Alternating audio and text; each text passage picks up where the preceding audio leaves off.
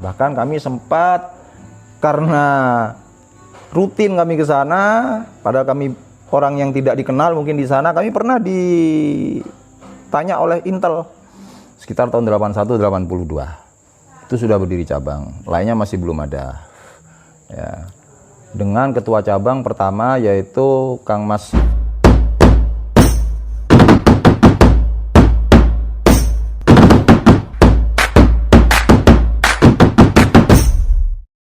Assalamualaikum warahmatullahi wabarakatuh. Salam persaudaraan, salam setungdara. Kembali lagi di channel YouTube PSAT Madura. Nah, jadi di kesempatan kali ini saya sedang bersama dengan salah satu dulur sepuh yang mengerti betul dengan berdirinya cabang-cabang di Madura. Mungkin kita langsung kenalan sama beliau. Kenalkan dulu Mas, nama sampai. Terima kasih. Assalamualaikum warahmatullahi wabarakatuh. Waalaikumsalam warahmatullahi wabarakatuh. Nama saya Suro Wahono, pengesahan tahun 85. Saya latihan mulai dari polos sampai putih di Bangkalan Kota. Cuma pengesahannya tahun 85 kebetulan seluruh dunia jadi satu di Madiun, di Stadion Wilis dengan Dewan Pengesah Mas Imam Pusupangat. Berarti pas waktu itu sampean pengesahan langsung ke Madiun, Mas? Langsung ke Madiun di stadion, ya, jadi di ruang terbuka. Bahkan terkenalnya pendekar kesiangan. Mengapa dikatakan pendekar kesiangan? Karena pengesahannya itu sampai matahari sudah kelihatan. Jadi begini, memang cabang-cabang sekarang satu tahun bisa ngesahkan 6.000, 4.000, misalnya begitu kan ya. Tapi kan itu jadi berapa gelombang, ya kan? Malam sekarang ada, besok ada, kan begitu. Sedangkan di Madiun pada waktu itu pengesahan 3.000 lebih itu jadi satu malam di stadion, di tempat terbuka. Bahkan pada waktu itu tidak sempat disampaikan materi jurus kunci, juga tidak sempat diberikan materi kode dan lain sebagainya itu. Karena nomor satu waktunya, nomor dua dikhawatirkan banyak penyusup. Jadi waktu itu Mas Imam mengatakan sendiri bahwa jurus kunci dan kode disampaikan di cabang masing-masing karena khawatir sekarang ada penyusup. Itu Mas Imam mengatakan sendiri waktu itu. Jadi 3.000 itu termasuk dari Belanda, walaupun waktunya tidak bersamaan, tapi sama-sama tahun 85, dan juga termasuk Menteri Olahraga pada waktu itu Abdul Ghafur. Jadi gini ya, sebenarnya banyak dari dulur-dulur PSAT yang mungkin tidak tahu tahun berapa cabang di Madura berdiri dan di mana awal berdirinya itu ya. Iya. Kalau bicara Madura, ini cabang pertama yang berdiri itu Bangkalan. Sekitar tahun 81-82. Itu sudah berdiri cabang, lainnya masih belum ada. Ya. Dengan ketua cabang pertama yaitu Kang Mas Handi Basuki dari Ngawi. Ya. Bicara pengesahan di Bangkalan, ini sebetulnya yang pertama kali bukan tahun 85, tapi tahun 78. Ya. Bangkalan, tapi di Kecamatan Burneh. Pengesahannya seperti Mas Haris dan lain sebagainya itu. Baru setelah itu Kecamatan Socah tahun 83. Setelah itu baru pengesahan dari Kecamatan Geger 4 orang. Baru setelah itu pengesahan tahun 85, liting saya itu satu liting sebanyak 16 orang. Walaupun awalnya siswanya bukan 16 orang, ratusan. Ya, ratusan, saya ingat sendiri ratusan. Kalau latihan itu memanjang, letaknya di Kecamatan Kota, di SMP Katolik, di baratnya SMP 2 Bangkalan itu memanjang dari barat ke timur itu jadi 3-4 sub. Dengan pelatih-pelatihnya waktu itu, pelatihnya Mas Saidi, sekarang ada di Madiun. Polisi, Mas Jarwanto almarhum, jauh-jauh dia dari Geger ngelatih ke Bangkalan. Di zaman waktu itu belum ada telepon, belum ada listrik. Susah kendaraan. Ya, kendaraan pun, makanya dia asar sudah berangkat dari Geger. Pulangnya subuh, mengapa kok bisa begitu? Ya pulang malam pun juga percuma. Ya, jadi kami pulang subuh. Ya. Nah, saya latihan 3,5 tahun waktu itu. Saya pertengahan tahun 81, tahun 82, antara tahun 81 dan 82 disahkan tahun 85. Ya. Dan pada waktu itu tidak ada istilah latihan persamaan, tidak ada. Pokoknya hijau putih latihannya ya ke Bangkalan. Bayangkan ketika seminggu 3 kali dari Tanjung Bumi latihan ke Bangkalan, ya, dari Kuanyar seminggu 3 kali latihan ke Bangkalan. Jadi bukan istilah persamaan yang 2 minggu sekali atau sebulan sekali, bukan. Jadi memang latihannya di Bangkalan, nah, gitu. Ini kalau boleh tahu yang Mas Handi ini pengesahan tahun berapa dan pengesahannya di mana? Mas Handi seingat saya pengesahan tingkat satunya tahun 77 lah, atau 74, 77, 74, 74, 77. Saya lupa, cuma kisaran tahun itu. Tapi yang pasti, yang saya ingat, yang saya tahu, tahun 85 dia sudah tingkat 2. Jadi saya dengan Mas Handi itu sebetulnya satu leteng.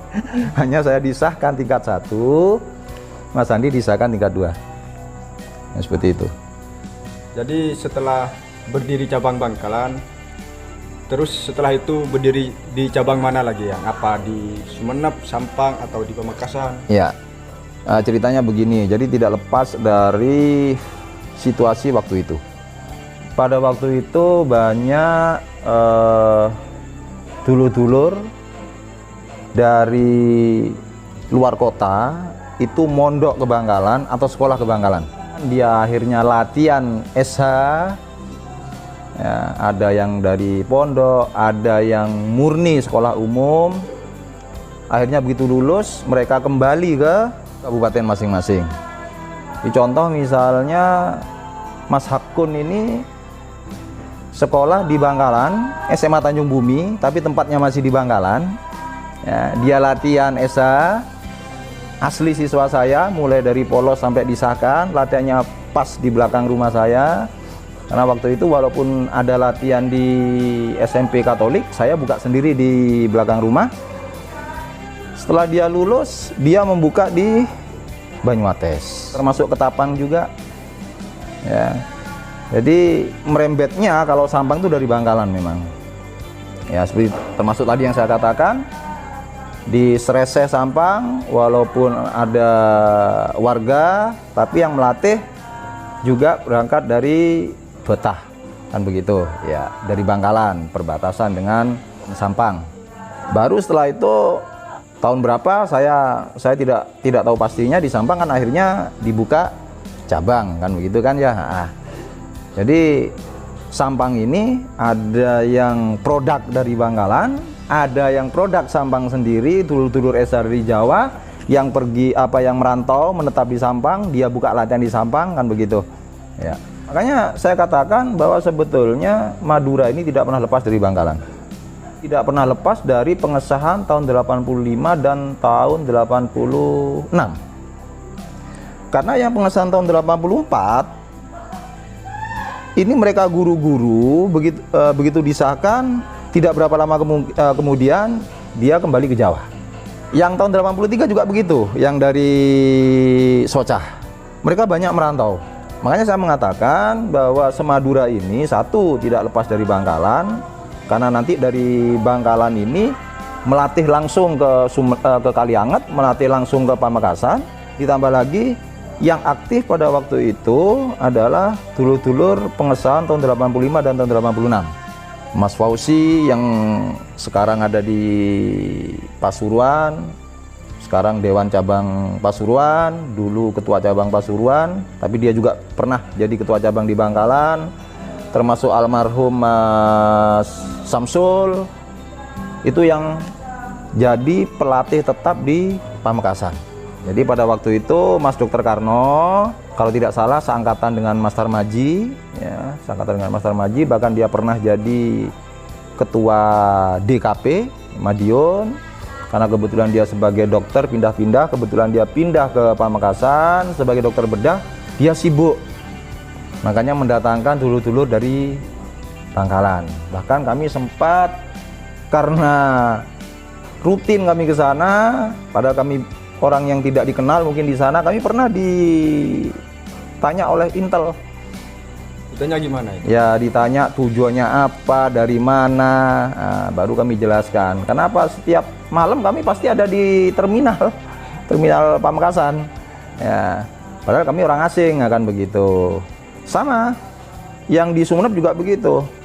Walaupun di Sumeneb ada warganya pada waktu itu, tapi yang betul-betul aktif melatih pada waktu itu adalah Mas Ramli, diminta oleh PT Garam Kalianget, karena Mas Ramli pada waktu itu kebetulan sebagai atlet, makanya dia diminta ke Kalianget untuk membuka latihan di Kalianget, sekaligus dia diangkat sebagai pekerja PT Garam. Berarti tidak lepas dari Bangkalan. Mas Ramli letting saya tahun 85, Pamekasan juga begitu, tidak lepas dari Bangkalan. Sampang pun begitu, daerah Ketapang, Banyuates, bahkan daerah mana itu Mas Tamsul yang buka itu juga Mas Tamsul, juga produk dari Bangkalan. Mas Tamsul itu masuk kecamatan apa itu, perbatasan dengan Batu Marmer itu, ya seperti itu. Mas Tamsul Itu pendiri pertama kali di Cabang Sampang itu sebenarnya siapa?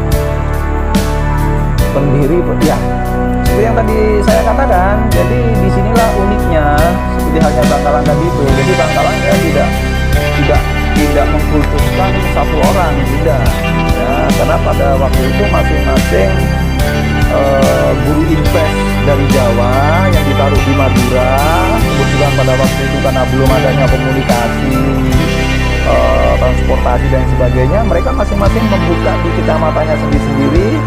Ya, seperti Mas Jarwanto itu membuka di Geger, Mas Andi membuka di Bangkalan dan Soca, lalu Mas Handoko itu membuka di Kuanyar. Mereka baru ketemu begitu di Bangkalan, kebetulan ada pertandingan IPSI, baru mereka sama-sama tahu dari ESA atau dari ESA aja kumpul gitu. Jadi ketika dikatakan siapa yang paling banyak perannya, itu saya tidak setuju kadang seperti itu. Jadi memang membangun bersama, karena kebetulan pada waktu itu belum ada komunikasi tadi itu, tapi setelah adanya komunikasi dan sebagainya baru dibentuklah cabang di Sampang kan begitu. Kalau di Pamekasan sudah jelas, jadi sejak pengesahan pertama itu tahun 92-93 mereka langsung membuka cabang. Jelas memang kalau di Pamekasan itu Mas Dr. Karno memang, kalau di Pamekasan Mas Dr. Karno, walaupun pelatih-pelatihnya awalnya dari Bangkalan, seperti itu. Ya mungkin itu aja ya yang mungkin pesan-pesan lah yang buat dulur-dulur PSAT, khususnya dulur-dulur yang ada di Madura. Terima kasih. Begini, sebetulnya kalau pesan secara keorganisasian saya tidak begitu ada hal yang perlu disampaikan. Hanya begini, Mas Imam, jadi pertama kali ada sabuk ya. Setelah itu kalau sabuk polos itu jurus berapa sampai jurus berapa, sabuk jambon itu jurus berapa sampai jurus berapa, itu pencetusnya adalah Mas Imam. Awalnya belum ada sabuk, gitu kan ya. Lalu Mas Imam itu yang menciptakan, akhirnya ada sabuk polos, jambon, hijau dan sebagainya. Jurus juga begitu, dipecah. Jadi begini, Mas Imam itu ingin jurus itu selain bisa untuk pencak, itu juga sebagai pembentuk karakter. Sehingga apa yang harus saya pesankan kepada dulur-dulur, jangan semata-mata mengutamakan pencaknya. Nah, tapi filsafatnya juga. Ini kalau kita ingin bahwa sebetulnya PSHT ini lebih canggih dari pramuka. Mengapa pramuka itu semua sekolahan harus ada pramuka? Karena katanya dikatakan pramuka itu pembentuk karakter. Iya, benar. Ya kan? Makanya diwajibkan. Padahal PSHT sejak zamannya Mas Imam itu sudah dirancang bahwa silat itu hanya alat sebagai pembentuk karakter. Jadi bukan silat yang diutamakan. Termasuk di dalam juga ada keesaan, kan begitu. Ini yang harus kita gali lagi. Ya, yang harus kita gali lagi di sini. Ya, mungkin itu aja yang Ya. Kenapa saya nggak langsung ke Mas Andi? Karena keadaannya kan seperti sekarang ya, yang kita harus mengisolasi diri di rumah. Kemarin-kemarinnya juga ada Mas Wahid dari Bangkalan itu yang... Oh iya, Mas Wahid yang gemuk. Nah iya, beliau kemarin-kemarinnya main ke ranting saya. Katanya beliau ngomong gini, Mas, kalau sampean mau main ke Bangkalan, nanti kontak saya ya. Nah, sedangkan keadaan sekarang ini, kita harus mengisolasi diri kan. Jadi ya saya main ke sampean ya, silaturahmi ke sampean karena sampean di sini yang lebih ngerti tentang PSHT di Madura. Jadi saya main ke sampean. Ya terima kasih Yang ya. Ya, sama-sama. Nah, mungkin itu saja sejarah singkat berdirinya PSHT di Madura. Kurang lebihnya saya mohon maaf. Apabila ada kata-kata yang salah juga saya mohon maaf. Assalamualaikum warahmatullahi wabarakatuh. Salam persaudaraan, salam sejahtera.